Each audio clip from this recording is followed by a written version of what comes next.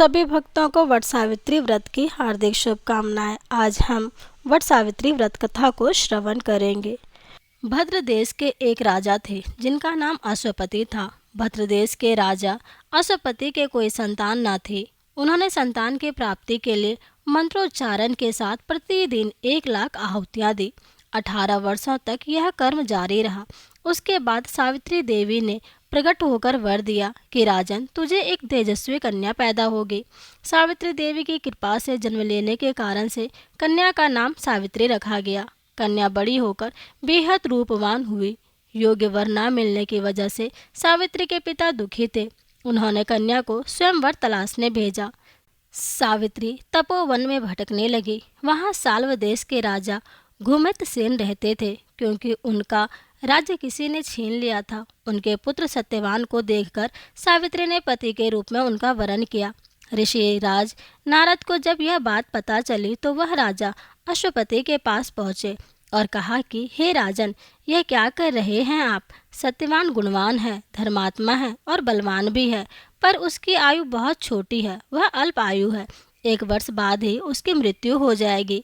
ऋषिराज नारद की बात सुनकर अश्वपति घोर चिंता में डूब गए। सावित्री ने उनसे कारण पूछा तो राजा ने कहा, पुत्री, तुमने जिस राजकुमार को अपने वर के रूप में चुना है वह अल्प आयु है।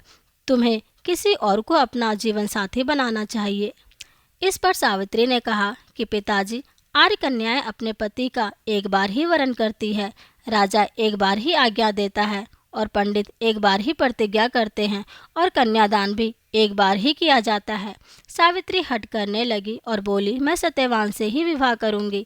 राजा अश्वपति ने सावित्री का विवाह सत्यवान से कर दिया। सावित्री अपने ससुराल पहुंचते ही सास ससुर की सेवा करने लगी। समय बीतता चला गया। नारद मुनि ने सावित्री को पहले ही सत्यवान की मृत्यु के दिन के बारे में बता दिया था। वह दिन जैसे जैसे करीब आने लगा, सावित्री अधीर होने लगी। उन्होंने 3 दिन पहले से ही उपवास शुरू कर दिया। नारद मुनि द्वारा कथित निश्चित तिथि पर पितरों का पूजन किया। हर दिन की तरह सत्यवान उस दिन भी लकड़ी काटने जंगल चले गए। साथ में सावित्री भी गई। जंगल में पहुंचकर सत्यवान लकड़ी काटने के लिए एक पेड़ पर चढ़ गए। तभी उसके सिर में तेज दर्द होने लगा। दर्द से व्याकुल सत्यवान पेड़ से नीचे उतर गए। सावित्री अपना भविष्य समझ गई। सत्यवान के सिर को गोद में रखकर सावित्री सत्यवान का सिर सहलाने लगी। तभी वहां यमराज आते दिखे। यमराज अपने साथ सत्यवान को ले जाने लगे। सावित्री भी उनके पीछे पीछे चल पड़ी। यमराज ने सावित्री को समझाने की कोशिश की कि यह विधि का विधान है, लेकिन सावित्री नहीं मानी। सावित्री की निष्ठा और पति परायणता को देखकर यमराज ने सावित्री से कहा कि हे देवी, तुम धन्य हो, तुम मुझसे कोई भी वरदान मांगो। सावित्री ने कहा कि मेरे सास ससुर वनवासी और अंधे हैं, उन्हें आप दिव्य ज्योति प्रदान करें। यमराज ने कहा, ऐसा ही होगा, जाओ अब लौट जाओ। लेकिन सावित्री अपने पति सत्यवान के पीछे चलती रही। यमराज ने कहा, तुम वापस जाओ। सावित्री ने कहा, भगवान, मुझे अपने पति देव के पीछे चलने में कोई परेशानी नहीं है। पति के पीछे चलना मेरा कर्तव्य है। यह सुनकर उन्होंने फिर से उसे एक बार और वर मांगने के लिए कहा। सावित्री बोली, हमारे ससुर का राज्य छिन गया है, उसे पुनः वापस दिला दे। यमराज ने सावित्री को यह वरदान भी दे दिया और कहा, अब तुम लौट जाओ। लेकिन सावित्री पीछे पीछे चलती रही। यमराज ने सावित्री को तीसरा वरदान मांगने को कहा। इस पर सावित्री ने 100 संतानों और सौभाग्य का वरदान मांगा। यमराज ने इसका वरदान भी सावित्री को दे दिया। सावित्री ने यमराज से कहा कि प्रभु, मैं एक पतिव्रता पत्नी हूँ और आपने मुझे पुत्रवती होने का आशीर्वाद दिया है। यह सुनकर यमराज को सत्यवान के प्राण छोड़ने पड़े।